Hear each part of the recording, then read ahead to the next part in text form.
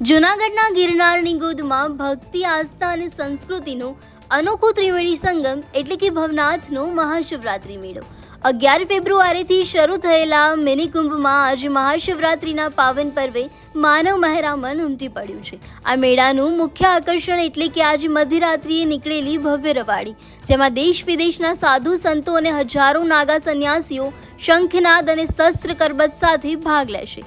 એવી અટૂટ શ્રદ્ધા છે કે આ રવેડીમાં ભગવાન શિવ પોતે પણ અદૃશ્ય સ્વરૂપે બિરાજમાન હોય છે અને મૃગીકુંડમાં સ્નાન કર્યા બાદ સંતો અદૃશ્ય થઈ જાય છે।